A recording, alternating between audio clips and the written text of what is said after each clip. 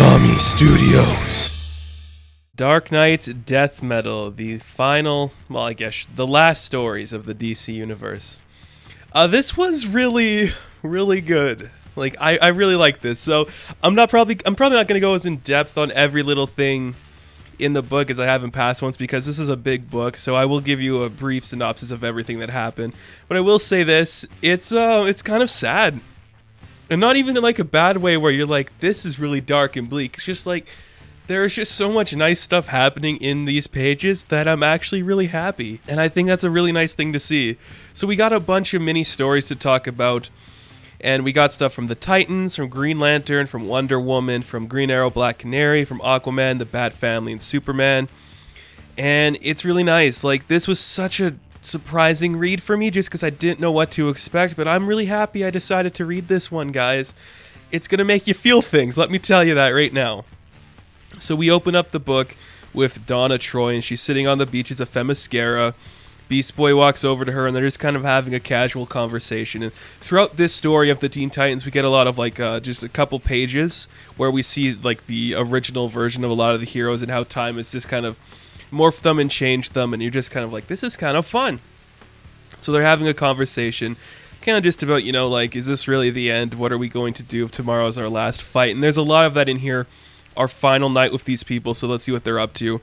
And of course, in classic Beast Boy fashion, he throws a party and he's got all the Titans there. And it's not just the ones it's every single Titan. It's the new ones, the old ones, the Young Justice ones. Everybody's here. Every Titan you've ever known is at this party.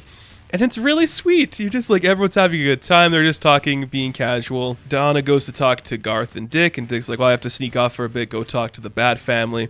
But everything's just a really nice moment. They're all having casual fun and just really enjoying themselves, and it's really nice, and everyone's just talking and catching up, and you're just like, this is what I want from Titans. We got all of the characters here, everyone's having fun, and as they're doing that, who comes in but Wally West? And you can see there's a little bit of anger behind Donna when Wally shows up, and we get a nice shot of her looking angry, and you see like the old school Roy Harper and Wally West staring at her, and you're like, this is really cool.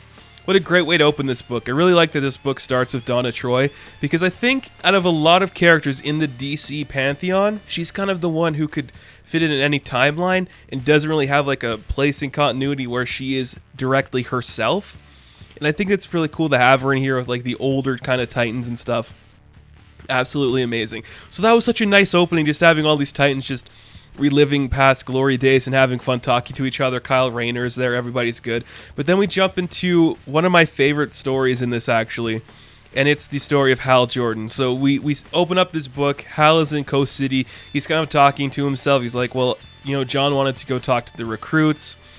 Guy wanted to have a drink, and Kyle was with the Titans. So here I am doing the only thing I want to do is just fly. And it's just great.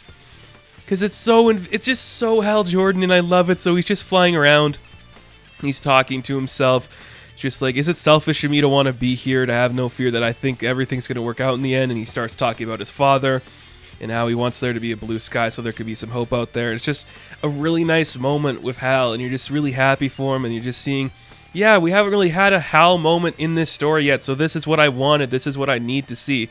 He's walking through the Valley of Rainbow Rings, and he's just looking down at all these dead Green Lantern rings, and who walks up but Sinestro? And Hal's like, I don't want to do this.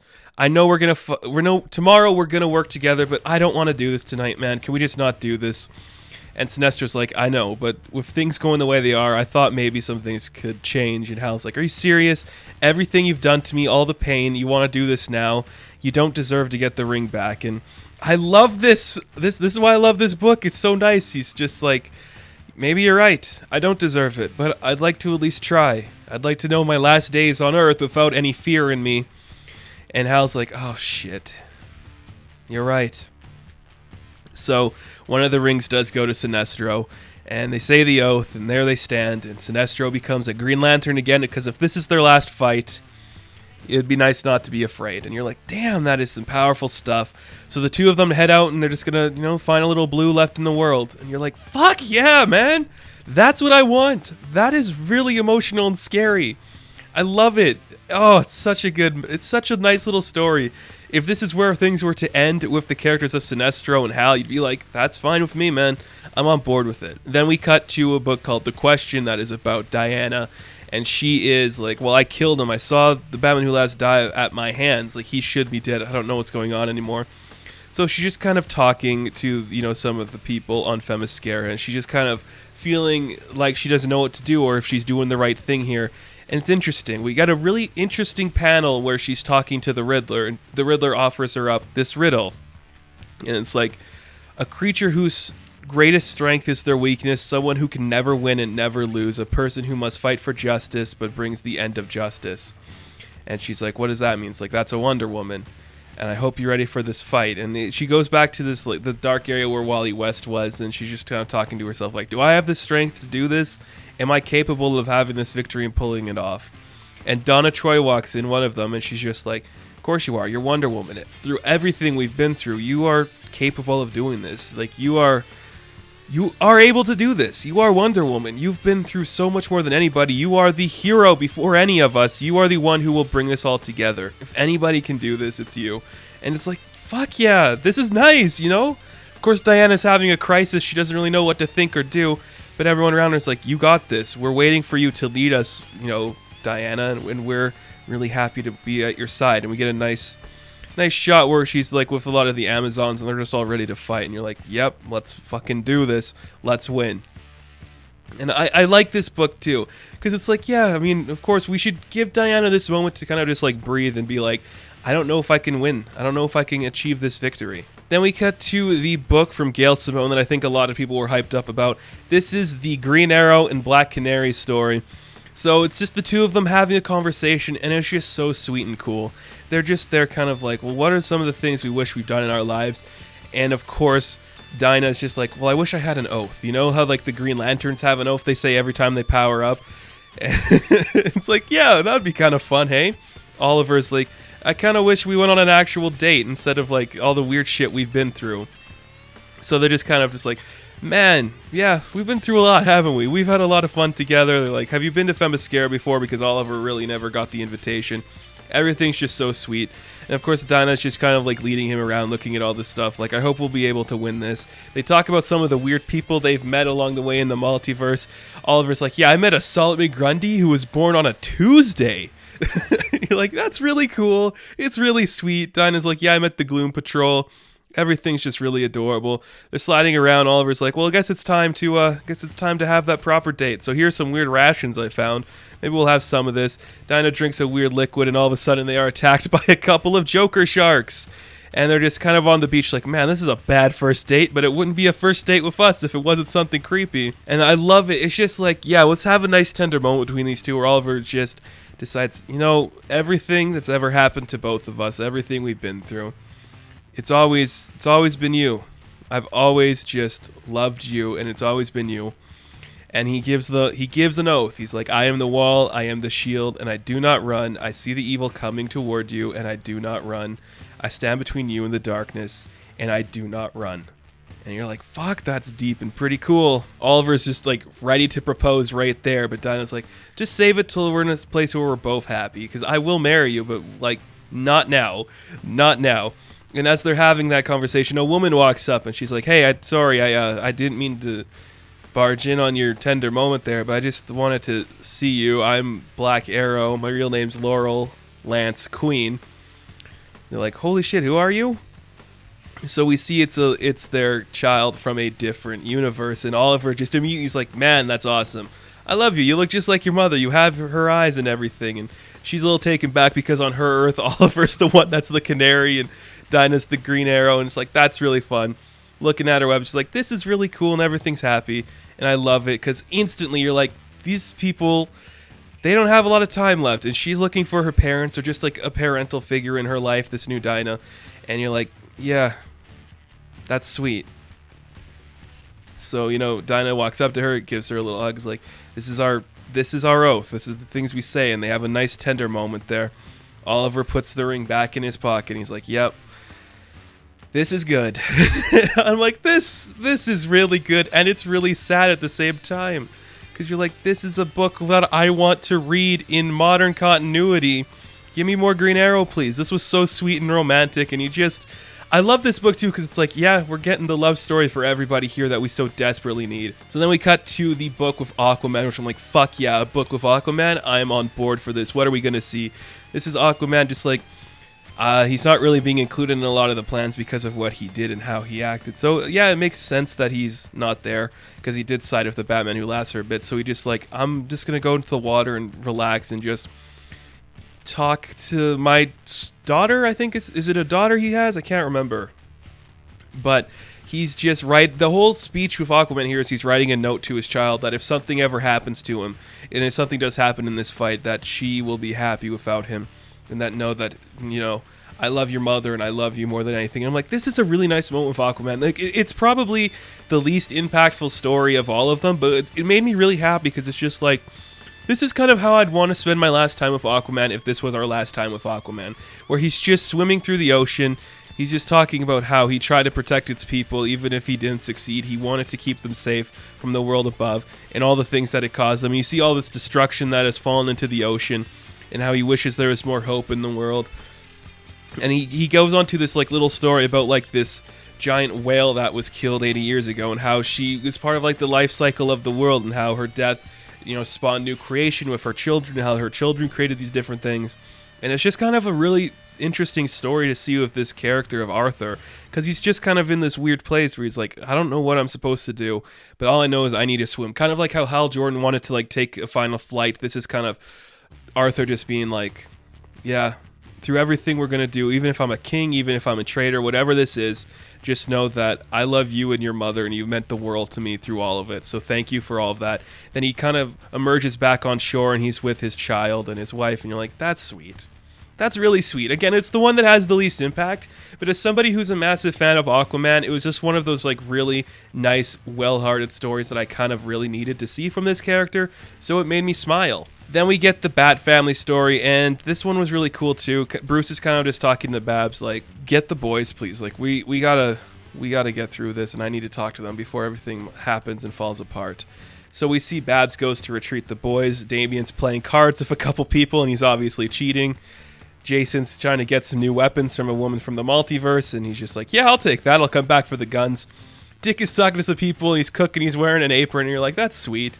And this right away, I was like, I know exactly where this is going. I think I knew exactly where this is going the moment when I saw Dick and Babs first interact. And they're just kind of like flirting with each other. And Dick's like, look, I need to talk to you before things happen and before the world changes and just everything falls apart. And like the smell of one of the leaves that Dick was cooking with reminds him of her. And she's like, really? You're going to have this conversation now? You're going to unload on me right now before the end of the world?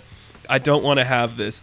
And they're kind of having a little tiff, but they still need to go talk to Bruce. So they all go over to Bruce, and we just kind of see like Bruce is like, so y'all know the plan. This is what we're doing. Put everything in here that we need. We have to get this job done. And I like it. It's a nice moment. Like Bruce is just like, you know, all this time I thought I was the father figure for them, but they showed me how to be a father. And I think that's really cool. They all helped him. So they all drop off a bunch of random shit. I will note that Tim isn't there, so that's kind of an interesting reason. Like, where is Tim? He's apparently off doing something else. He's with the Titans, I do believe. But Tim isn't there. So they're all having that conversation, and they're just like, we're ready. We can get this done now. So they kind of just like say their goodbyes, and Damian's just the first one to leave. He's like, I'll see you on the other side. Bye, and he walks away, and nobody really knows how to stop him. And then we cut to Dick and Babs again, and this is where I'm like, oh, I know where this book is going. They're just kind of yelling at each other like, I'm not doing this. I'm not having this conversation. If I'm going to lose you again, Dick, I'm not doing this. Bruce shows up and he's like, you're right. We don't have time for this. So skip to the end where everybody's happy and we're going to move forward because we need the right headspace now. So Dick's like, okay, will you marry me? And she's like, what? Marry me? He's like, yeah, okay, I guess so. And Batman's like, yep, by the power vested in me by nobody, you're married. We're done here. Goodbye. Hey, let's go get you those guns there, Jason. And they're like, oh, I guess we're married. So we see a nice little moment with Dick and Babs, just like, well, I guess Batman just married us. I hope we have a lifetime to look forward to whatever future comes our way. And this is what I wanted. This is what I've wanted for so long. I've said it before. I've done a whole video on it. You should have married Dick and Babs years ago. I'm so happy, even if it's just this weird book. I'm so happy it happened. And it's just a nice one. I like that this didn't really focus on Bruce either, because it wasn't his story anymore. It's the next generation, and it's going to be very exciting to see where that comes to. And then we get the Superman book, which holy fuck did this hit really cool, man. This shit was awesome. So basically, Clark is in the Fortress of Solitude-esque ship, and he's trying to figure out, well, there's so much to still do, and I should be with my family, and maybe it makes me selfish for not being with them, but the world needs Superman. So he builds this device that he can travel back in time 1 hour, and he does that constantly. So he uses the device to fix all these different stuff in different time periods, and the fact that he keeps doing it and keeps going back to that exact moment, there become multiple Superman. So there's like one Superman at the beginning, then there's 2, and then there's 3, then there's like 10, and they just keep coming and fixing all these problems in the world, just giving people money and helping repair things, building solar panels, grieving with people who are dying, and you're like, this is so good. Who's the writer of this again? Mark Waid? Put him on the actual book. Put him on the actual book, please. Finally do that. I love it. He says his goodbyes to everyone, and it's just such a nice, it's such a Superman story. If this is what you'd want, man. Oh, this is like, I got really like emotional with the Hal Jordan one. I got emotional with the Dick and Babs one. I got emotional with the Arthur one and the Ollie one. They've all made me emotional. But this one, I'm like, yeah, thank you. This is it. This is the book. This is what you want to see. He's saying goodbye to Supergirl. He's helping people who are wanting to commit suicide. He's talking to Perry White and Jimmy, just saying his goodbyes. And the world is just like ablaze with a bunch of Supermen helping everybody be there. And they need hope. And you're like, fuck. Yes, thank you. And we finally see he does get to say his goodbyes to Lois and John. And you're like, damn it. That is just so good. And I know it's not fair that they didn't have all the time to say goodbye, but the world still needed Superman. And that is just a really powerful moment in that book. And I absolutely just loved it. It was just so great to see that. And you're just like, damn, that is really good. Then we do get an end interlude here, which is some more of the Titan stuff. We end where we left off. We see that Donna and Wally look like they're about to fight. And they're just like, oh, fuck it. And just hug it out. And everything's calm and relaxed now. And everybody's back to normal. And they're just trying to talk about like the old times and how everything's good and all the mistakes they've made and everything they've been through. And I love it. Donna's just like, you know, the Justice League couldn't handle what we've been through. You know, since we were kids, every single one of us has been through more and have experienced more in our lives than they ever have. We have been through so much pain and shit because we're Titans, and we've come out stronger for it. There were days where they hate us, but hey, we always come back, because once a Titan, always a Titan. We're better than them in so many ways. And you're like, fuck, yes! Thank you! Oh my god, why is this so good? I love it. And of course, it's Beast Boy who breaks the tension. He's like, yeah, that's great. Why don't you tell them about the time you fought a pink foot? And everyone's just cheering, getting to know each other better. Tara and Beast Boy have a conversation. Rose and Jason kind of looking at each other. Tim is still a Stephanie there, and everybody's just happy. I love it too. You know, they're just like, Dick and Babs show up. They're like, oh, we're happy for you guys. We get an original Titans panel. And you're like, fuck, that's really nice. And of course, because the dead shall rise, we see Donna and Garth look over to see who is it? The man who's been absent from every single thing happening. It's Roy Harper. And you're like, yes, finally. And I love it. He's a zombie, but he's alive. And he's like, you think I'm going to miss the big fight? Hell no. We're here to fight. We're going to get it done. And it's really great. Probably one of my favorite panels in the entire book is just the tip of the hat that Roy gives to Wally. Like, it's not your fault, man. I'm okay with this. And they're all just standing there. The Titans forever, just together. All the emotion. Everybody with their respective people. You're like, fuck, this really feels like the end of the DC universe. And it sucks. Oh, it's going to be so fun to see what comes next for these characters. This was really heartwarming. Really cool just to see them all there. And just having their moments together. I really liked it. We get some nice end images with the Bat family, with Diana and her mother, with Hal and Sinestro, with Arthur and his family, you know, with Superman and Lois, Ollie and Dinah, and everybody's just together, and they're like Titans together, everyone together. We're stronger because of it. Oh, it's so cool. And you get a nice splash page at the end of all the Titans, like, we're not alone. Titans forever. Fuck. It's good. It's good shit. I absolutely love this book. It gives you everything you'd want from this book, man. All the emotional heartbeats, all the character moments you want to see. All of our characters that we've loved for so long kind of get their conclusion in here. And I love that it's Donna Troy, like I said, who kind of bookends this thing with she's the one taking charge of the Titans now and being the person in control. It's sad. It's sad. Like, you're just like, oh man, that's really, really good. And it's just great conclusions for a lot of characters. Oliver and Dinah in particular have some great stuff. Superman, it's a very Superman story, which I really enjoy seeing. Some great stuff with Aquaman and the Bat Family. It's just going to leave you thinking, like, this is a nice place to see where we're going to go from here. Now that we had our emotional beats, our characters are engaged. They remembered who they loved. They remembered how to act. They said their goodbyes. They said their final piece. They've come to terms of who they are, hero or villain. It's really nice to see what's going to happen next in this book. And I cannot wait to see what comes next in Death Metal. This really got to me. This might be one. I read it digitally. I'm probably going to pick it up because this is one I'd show a lot of people. If you want people to be like, hey, why do you love these characters? I'd say, hey, well, here's a story in this really weird event about Hal Jordan and how at the end of his life, all he wants to do is fly and bring hope back to the world, or how Superman, through everything he's ever done, he's going to do his best to try to save humanity. It's so indicative of these characters, and it's so good. So I think this is one everybody should read. So, Death Metal, the last stories of the DC Universe, I am going to give a 10 out of 10. Now, thank you guys so much for watching this review. Be sure to like and subscribe to the channel. As always, you can check me out on Instagram, Patreon, Twitter, all that good stuff, and I will catch you in the next one. Have fun. Stay safe. Good luck.